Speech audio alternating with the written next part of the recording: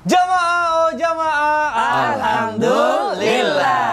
Alhamdulillah jamaah, sekarang aku udah sama Ustaz Syam dan sekarang kita masuk ke segmen titip doa. Aminin ya, Masya Allah. Seru ya, ini karena banyak banget nih yang minta didoain karena ada lagi sakit atau banyak kepentingan-kepentingan yang memang butuh banget didoain sama Padahal sebenarnya yang lagi sakit itu lagi diterima doanya. Aduh, Kita kalau jengukin orang sakit itu disuruh doain kita. Masya Allah. Masya Allah. Langsung nih, kita aja yuk. mirroring nih, live nih. Kita bacakan nih ada komen dari @Meti Zoe. Assalamualaikum Ustadz. Waalaikumsalam warahmatullahi wabarakatuh. Ustadz, saya mohon titip doa anak saya Vira di tahun ini segera dipertemukan dengan jodohnya, jodoh terbaiknya dan bisa masuk PNS. Amin katanya. Amin ya rabbal alamin. Saya doain Vira, anaknya Mami Zoe tadi. Iya, sama kreatif kita juga Vira sama punya jodoh. Sama maknya doanya sama itu. Subhanallah, mudah-mudahan segera bertemu dengan jodohnya. Amin ya Allah ya rabbal alamin. Dan selalu ingat bahwa jodoh itu dipertemukan oleh Allah Subhanahu wa taala tapi juga atas usaha manusia. Maka orang tuanya atau ibunya silahkan mencarikan dengan cara apa? Carikan di kerabat, enggak apa-apa kita menyampaikan bahwa anak saya itu sudah siap menikah. Kalau misalnya ada orang soleh yang engkau kenal, boleh diperkenalkan dengan anak saya. Intinya doanya dalam surah Al-Anbiya ayat 89, Rabbila tadharni farda wa anta khairul warithin. Boleh dibaca setiap hari, setiap kali kita membutuhkan pertolongan Allah Subhanahu wa taala. Al-Anbiya ayat 89. Masya Allah, jemaah Islami Twinda dimanapun berada luar biasa. Sekarang di Islami Twinda ada titip doa. Jadi siapapun yang mau nitip doa, kita doakan bersama-sama. Mudah-mudahan dijabah doa kita oleh Allah Subhanahu wa taala. Satu lagi masih ada. Masih ada satu lagi nih. Dari Instagram @endahweh. Assalamualaikum Ustadz. Assalamualaikum warahmatullahi wabarakatuh. Waalaikumsalam warahmatullahi wabarakatuh. Ustadz Ustazah, mohon titip doanya supaya sakit adik saya atas nama Indra Dwi Pratama bisa segera diangkat. Dia sakit epilepsi dari kecil dan dia ada riwayat anak ABK, anak kebutuhan khusus atau hiperaktif. Minta doanya supaya sakitnya diringankan, bisa belajar dengan rajin dan taat pada orang tua karena dia semakin dewasa semakin tak bisa terkendali emosinya, sering meluap-luap. Mohon doanya Ustadz. Surah Ali Imran ayat terakhir ayat 200, ya ayyuhalladzina amanu sabiru wasabiru warabitu wattaqullaha la'allakum tuflihun. Bisa dibacakan ke airnya ya, supaya diminum agar dia menjadi orang yang sabar gitu. Dan bukan hanya yang sakitnya yang sabar, tapi yang merawat orang sakit ini mesti sabar. Jadi saya doakan dan kita semua doakan, seluruh jamaah bantu aminkan agar diringankan sakitnya. Dan yang menjaga pun diringankan bebannya oleh Allah Subhanahu wa taala dengan cara mereka disabarkan, karena setiap sakit itu bernilai pahala. Yang sakit dapat pahala, yang merawat juga akan dapat pahala dari Allah Subhanahu wa taala. Yang jelas pasti akan ada balasannya dari Allah Subhanahu wa taala. Amin amin amin ya rabbal alamin. Masyaallah. Jemaah Islam itu indah. Allah berfirman dalam Al-Qur'an, "Ud'uni astajib lakum." Sekarang di Islam itu indah ada titip doa. Jangan sungkan, jangan ragu-ragu. Yuk yang mau berdoa kita doakan bersama-sama. Insya Allah semua mendoakan dan akan diijabah oleh Allah Subhanahu wa taala. Amin ya Allah rabbal alamin. Baik, jamaah jamaah. Alhamdulillah. Alhamdulillah jamaah. Nih buat jamaah yang baru bergabung, hari ini kita sedang membahas tema yang luar biasa. Temanya adalah jebakan-jebakan di sekitar wanita. Nah, Masya Allah banyak banget yang udah dibahas ya. Ini mengenai tadi mukena, mengenai perhiasan, perawatan, DNA hewan. Nah, Masya Allah. Masih ada lagi. Selanjutnya, apalagi kalau tuh? tadi sholatnya, mukenahnya bagaimana? Kalau sekarang jebakannya bisa jadi pada saat dia berwudu. Betul. Karena wudhu ini penting banget ya. Gimana tuh? Nah, Ustadz Afwan izin bertanya nih. Apakah benar wanita saat berwudhu di tempat umum itu, katanya ya ada yang bilang katanya harus dibuka dulu jilbabnya atau enggak dulu. Nah, ini bagaimana nih supaya wudhunya itu sempurna? Nah, ini mohon penjelasannya nih Ustadz nih. Silakan Guru Tafadhol. Izin. Assalamualaikum Bunda. Silakan. Bismillahirrahmanirrahim. Jamaah yang dirahmati Allah Subhanahu wa taala, paling tidak ada 3 hal saat seorang wanita itu wudhu di tempat umum. Yang pertama adalah dia tidak melepas jilbabnya. Bahkan Ummu Salamah membasuh daripada kepalanya itu dengan kerudung-kerudungnya. Oh, baik. Akan tetapi kalau lelaki ya tidak perlu. Ya. Ya, lelaki harus melepas pecinya gitu.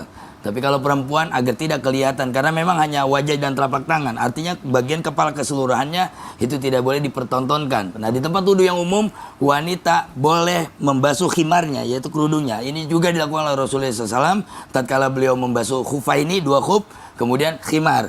Dan ini dilanjutkan oleh Ummu Salamah sebagai percontohan bagi wanita bila berwudhu di tempat umum. Yang kedua, bila dia tidak masih ragu juga, maka boleh cari kamar mandi. Cari kamar mandi yang tertutup. Ada yang mengatakan, bagaimana Ustaz hukumnya kalau berwudu di kamar mandi nanti ada najis yang terpercik? Al yaqinu la yuzaluk bisyak. Kalau keyakinan itu tidak bisa digelincirkan dengan keraguan, maka yakinkanlah. Dengan cara apa? Ya dibersihkan dulu kamar mandinya. Dibersihkan dulu, kemudian berwudu di sana. Kemudian yang ketiga, nah ini tapi ini kaul tidak terlalu kuat, tidak terlalu rajih. Apabila memang di suatu tempat berkerumunnya laki-laki dan perempuan dalam keadaan bercampur, barangkali dengan tempat wudhu yang kecil benar-benar bersinggungan. Ada yang begitu, cuma 2 keran kanan dan kiri bersinggungan, maka ada ulama ad-darurah, pakai hukum darurah, yaitu dengan tayamum. Artinya tidak lagi ke sana karena nanti berjubel dengan lelaki dan perempuan, jadi bertayamum.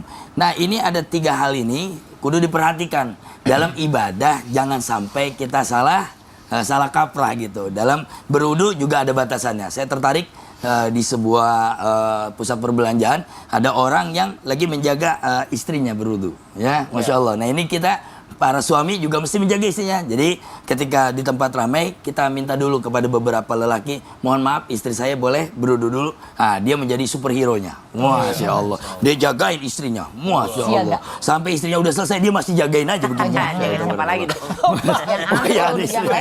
Ada orang lain ternyata. Itu beda lagi. Masya Allah. Jadi 3 hal ini diperhatikan.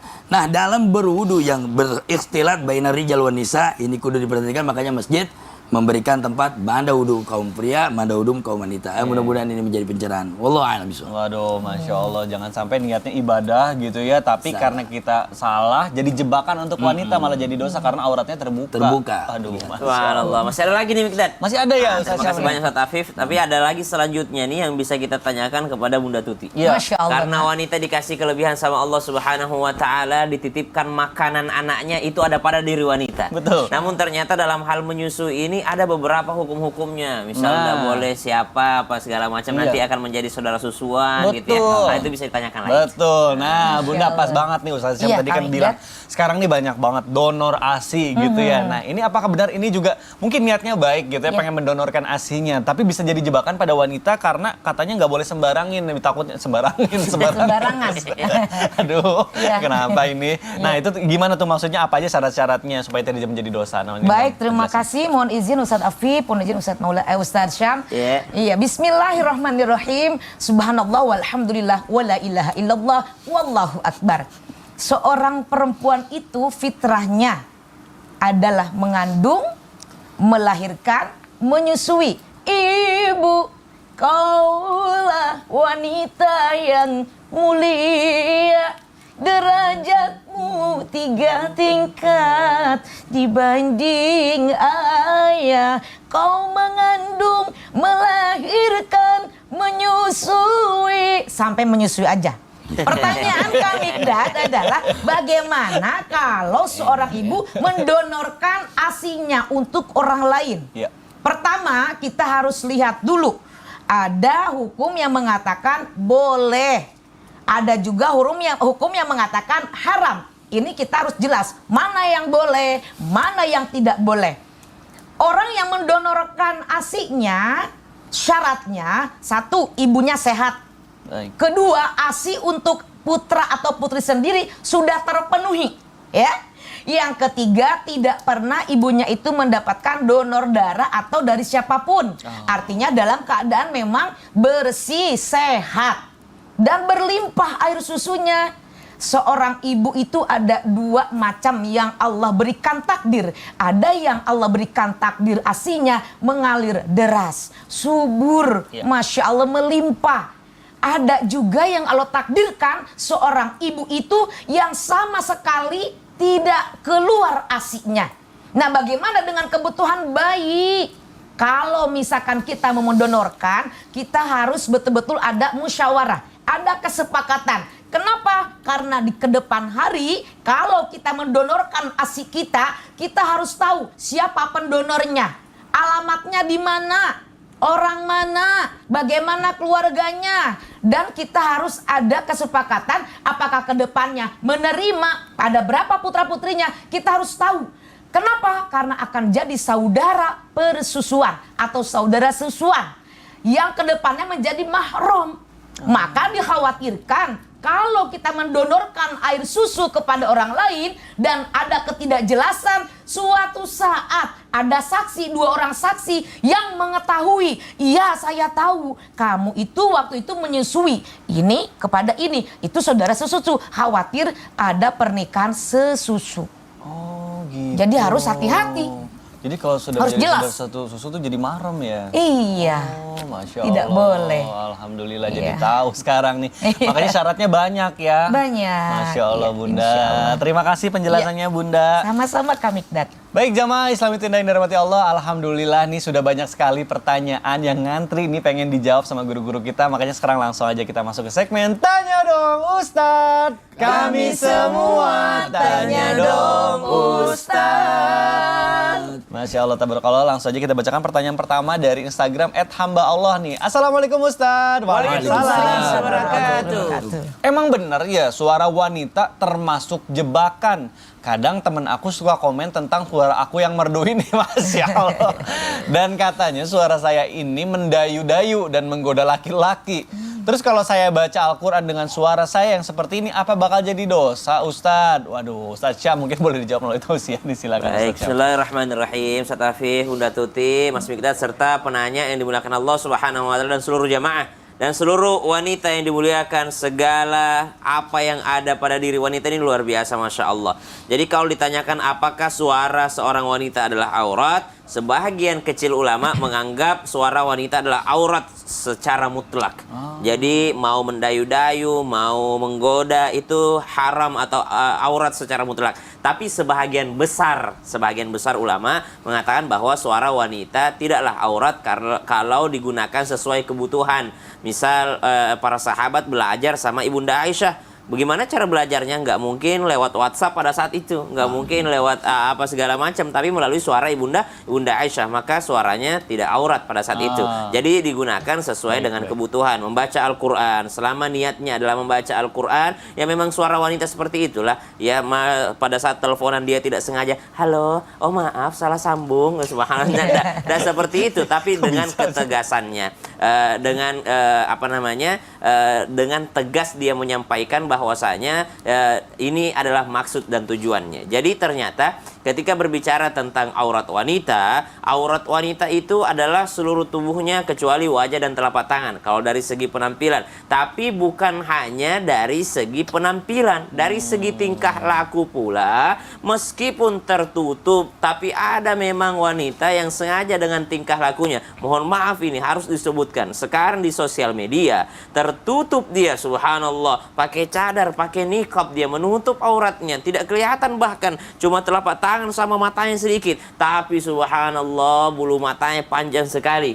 Alisnya di model apa segala macam, matanya, bola matanya pakai softland warna-warni, yang mana matanya saja sudah menggoda laki-laki. Subhanallah. Jadi bukan hanya aurat dari segi penampilannya, bukan hanya aurat yang disebutkan kecuali wajah dan telapak tangan, tapi tingkah lakunya juga. Bukan hanya dari segi itu, dari suaranya juga. Suara bisa jadi menjadi aurat ketika digunakan dalam hal menggoda manusia, mendayu-dayu dia. Maka subhanallah, ketika dilakukan hal tersebut, maka menjadi aurat bagi seorang wanita, dan ini bisa membahayakan para laki-laki. Suara wanita yang seperti apa yang diperbolehkan? Satu, dalam hal mengajar. Yang kedua, dalam hal berinteraksi. Karena kan sudah tidak bisa dipungkiri bahwa masyarakat kita budayanya ya wanita yang ke pasar gitu ya. Betul. Wanita yang membeli perlengkapan dapur. Walaupun sunnahnya itu laki-laki sebenarnya. Yang ke pasar itu laki-laki, yang berinteraksi itu adalah laki-laki. Namun para wanita juga sekarang di zaman ini juga berinteraksi. Maka interaksinya ini dijaga. Dalam hal tujuan apa dia mengeluarkan suaranya?